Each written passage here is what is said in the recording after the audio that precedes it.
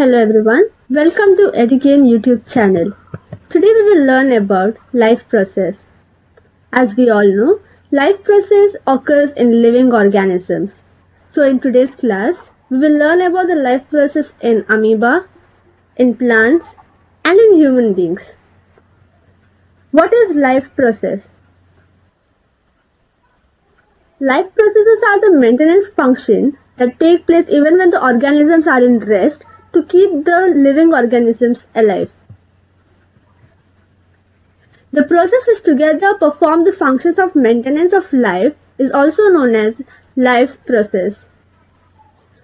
So what are the functions of maintenance of life? The movement, respiration, sensitivity, growth, excretion, reproduction and nutrition. The various life processes that take place in living organisms are called metabolic activities or metabolism.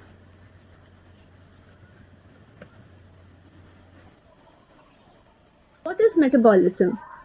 It is the chemical reaction in the body cells that change food into energy. When does the chemical reaction occur? It occurs during digestion. Metabolism consists of anabolism and catabolism. Anabolism is building up of substances. Catabolism means breaking down of substances.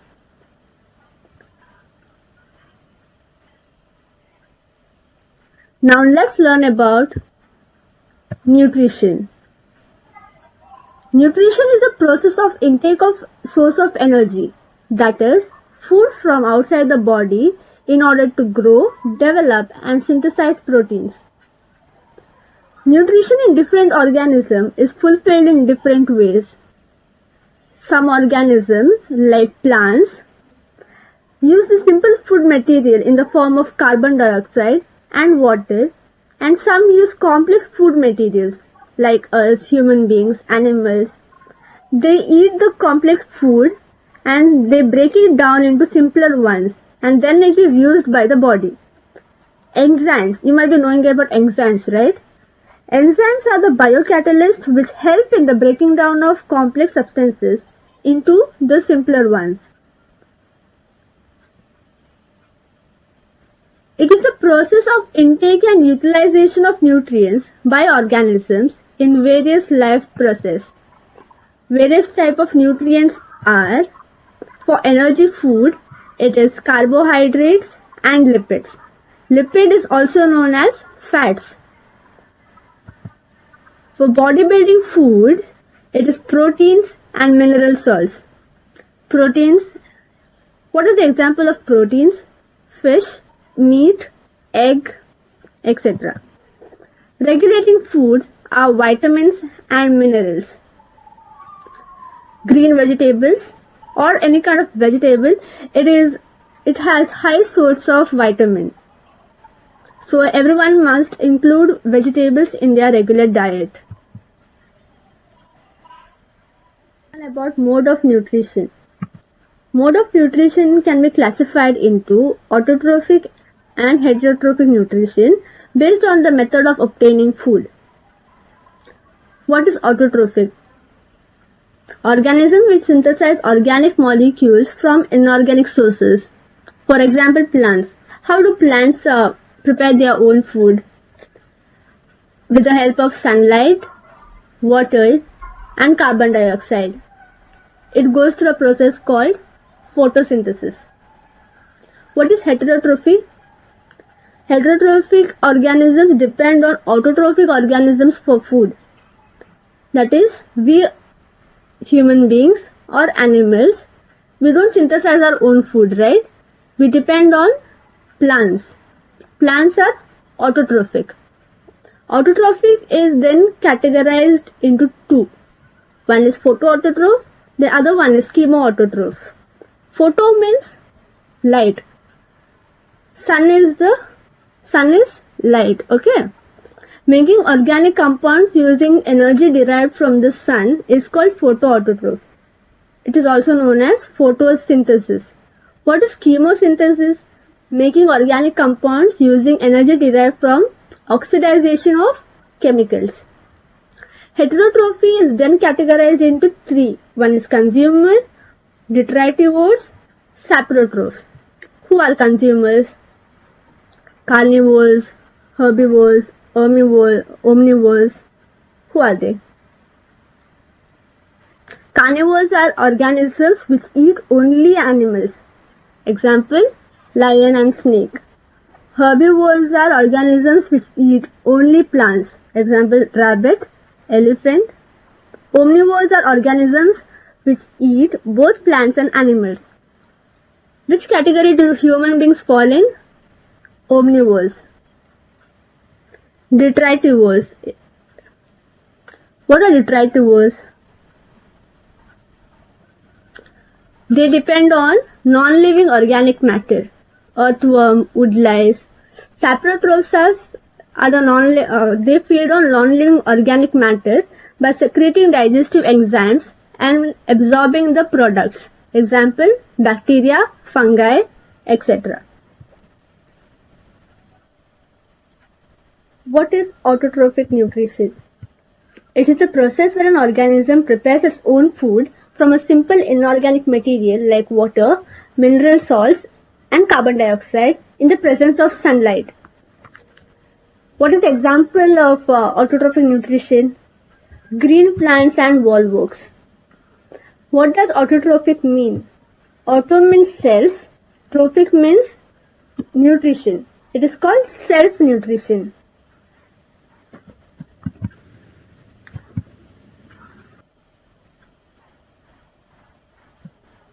What do you mean by photosynthesis? Photosynthesis is the process of production of food from carbon dioxide and water in the presence of sunlight and chlorophyll. It is an anabolic process in nature for providing food supply to the living organisms. Now look at this chemical reaction. Carbon dioxide plus water in the presence of light and chlorophyll, you get glucose plus oxygen plus water. So what do you mean by glucose? It is the food. So where do you see this kind of chemical reaction? In plants. So during this kind of chemical reaction, it purifies the atmospheric air by consuming carbon dioxide and by giving out oxygen. This is carbon dioxide. This has been consumed over here for the process and it gives out oxygen.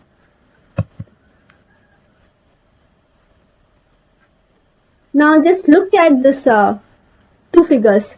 What is the first one? Cross section of a leaf. The second one is stomata. In the cross section of leaf, you will see chloroplast. Where do you find chloroplast? Over here.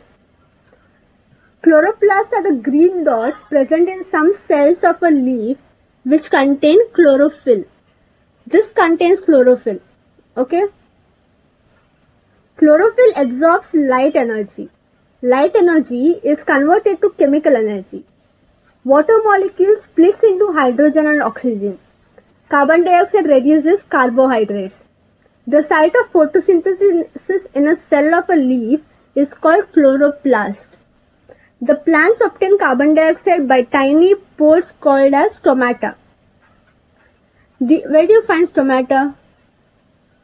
Stomata are present on surface of leaves. Okay. The carbon dioxide gas enters into the leaves through the stomata. The carbon dioxide will be used by plants for photosynthesis, right? How does it enter the leaf? Through the stomata. Okay.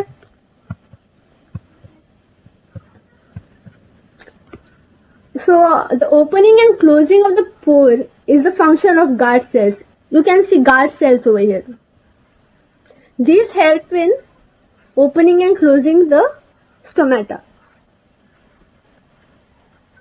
Water can be lost through stomata, hence the pores are closed when not needed for photosynthesis. When water flows into guard cells, these swell, causing the stomata pores to open, and the pores close if the guard cells shrink.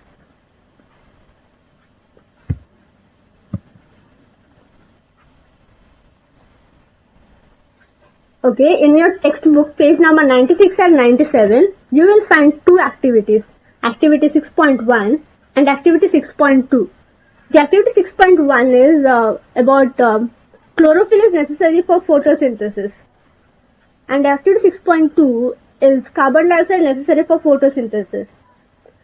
Read that properly from your textbook as it is important through examination point of view.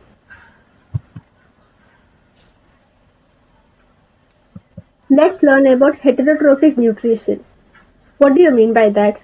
It is a mode of nutrition in which an organism depends on other living organisms for food. Depending on the type of food, heterotrophs can be divided to three types: carnivores, herbivores, and omnivores.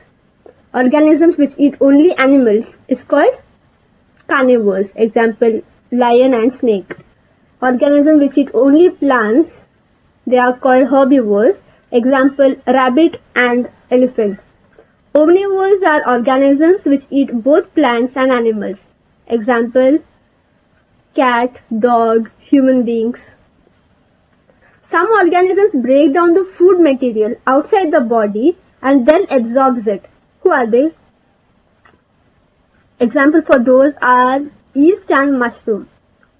Some other animals break the food inside the body before absorbing. How to break the food inside the body before absorbing?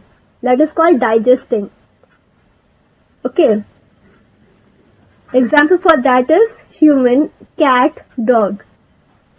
Some organisms derive their food from the body of other organisms without killing them. Example for that is mosquito. How do they gain energy? By sucking human blood. Do they kill us? No, right? Even leech suck human blood, but they don't kill humans. They don't harm others.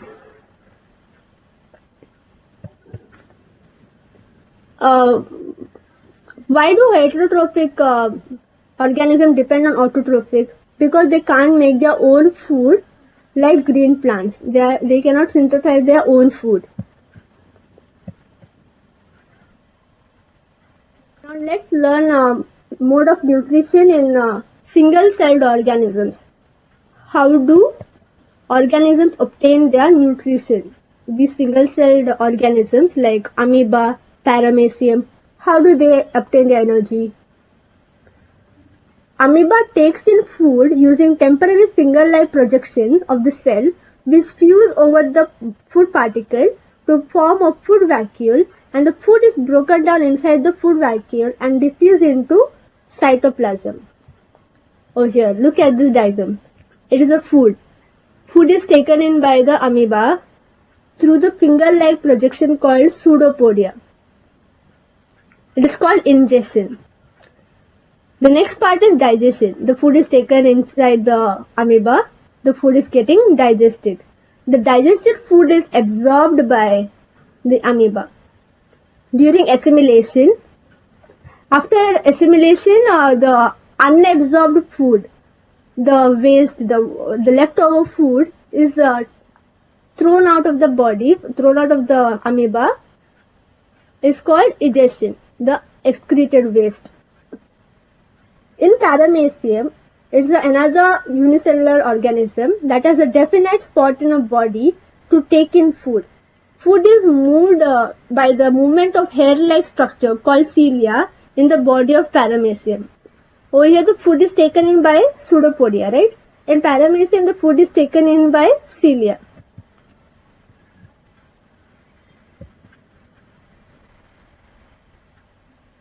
Now let's learn about nutrition in human beings. How do human beings get their nutrition? Through food. Food is supposed to be digested to gain energy. Now let's learn how does the food get digested. Nutrition in human beings takes place through parts like mouth, stomach, small intestine, large intestine, and anus. The process of nutrition takes place through an alimentary canal that starts from the mouth. It's a long tube extending from the mouth to the anus.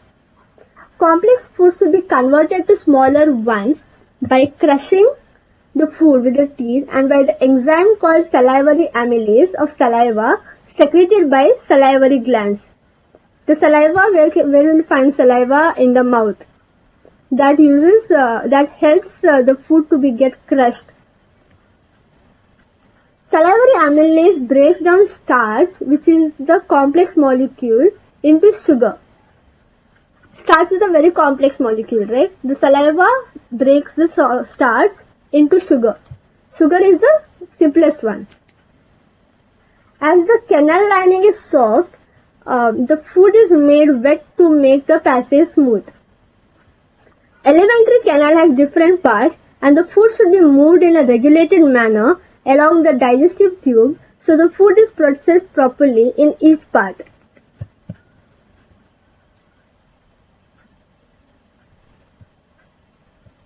The food is taken to the stomach through the food pipe or esophagus from mouth. The muscular wall of stomach mixes the food with more digestive juices secreted by the gastric glands present in the wall of stomach. Gastric glands releases hydrochloric acid, a protein digesting enzyme called as pepsin. Mucus protects the inner lining of the stomach from the action of acid under normal condition. From stomach, acidic food enters small intestine, the longest part of alimentary canal, and is regulated by sphincter muscle. The small intestine is the longest part of the alimentary canal. Complete digestion of carbohydrate, protein and fats take place in small intestine. The bile juice. Where is the bile juice secreted? By the bile duct. Where can you find the bile duct? Near the liver, in the liver. Bile secreted by liver makes the acidic food alkaline and acts on large globules of fat into smaller globules so that the enzyme can act on easily. Pancreas secretes pancreatic juice which contains enzyme trypsin to break for digesting proteins. Lipase for digesting emulsified fats. The wall of the small intestine The inner wall of small intestine has finger-like projections called villi, which are richly supplied with the blood vessels, and these take the absorbed food to the cells of the body. The unabsorbed food, the waste, what is left behind, that will be sent to the large intestine, where more villi absorb water from the undigested food, and the rest of the material, the waste, what is left after digestion, it is excreted from the body by anus.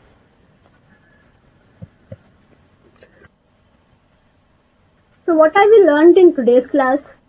We have learned about life process, the definition of life process.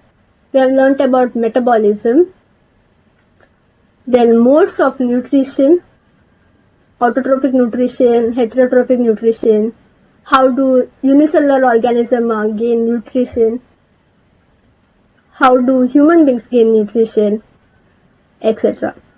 So the remaining part, respiration, excretion, all that I will learn in the next video. So please like this video and subscribe to this channel, EduGain channel, for more interesting topic coming up in the future. Thank you for watching.